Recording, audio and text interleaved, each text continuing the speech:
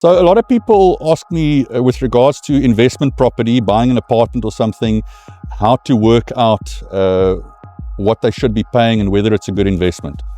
So like I said earlier, invest in a good property, something that you believe is nice and that you believe is going to appreciate in value over time. That's fundamentally important. You don't want to buy into an area where crime is increasing or the property values are going down. Because you're going to be paying off at a high price. You're going to be buying a property, an apartment, let's say for $1 million. And if it's in 5 years worth only 500,000 Rand, you've lost money, but you owe the bank $1 million. So that's the fundamental thing. You want to have a property that you're fairly confident is going to go up in time. And most property in South Africa does do that. It's an exception in the long term for property values to fall because we have inflation. So every year property values go up because it costs more to build every year. So property values increase because people go, hey, it's easier for me to buy an existing property than to build one because the building costs have gone up. But that then, the demand for existing properties then increases, the prices increase with similar to building costs in the long term. There are short-term fluctuations. But so buy in a good area that you know is going to have increased value over the long term. But the second thing is people struggle to understand how to work out their first year rental income or how they look at that. So you've got a tenant, you first of all get a good tenant obviously, but let's say you've got a tenant that's renting out the property from you, or you know what the rental rates in the area are. You go and look, you see properties are renting out for 15,000 Rand a month.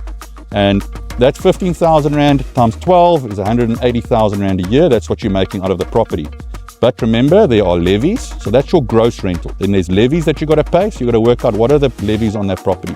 So it might be 2,000 Rand a month. That's 24,000 Rand a year that you minus off the 180 grand. So you're sitting with, 156,000 Rand of free income per year.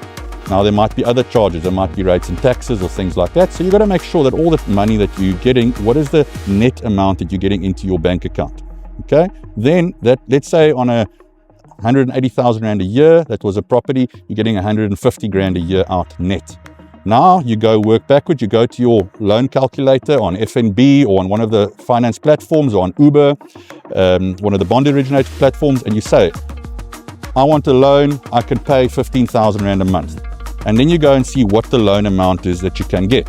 So that might spit out, I don't know what the number is, but that might spit out R1 million or 1.2 million Rand or whatever it is.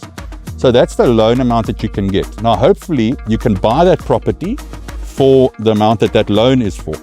Maybe a lot of the times it won't be that easy in the first year, so you'll have to put in some money. So then the bank will say, okay, the income from the property is going to be 150 grand, the loan is going to cost you 160 grand, so you're going to have to put in a bit of extra money every month, or preferably rather put the money in the beginning.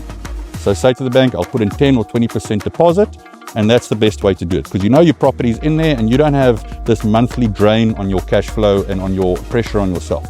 But that's how you work it out. So it's from a rental point of view, guys always talk about what is my rental return on the property, and that's how they judge it.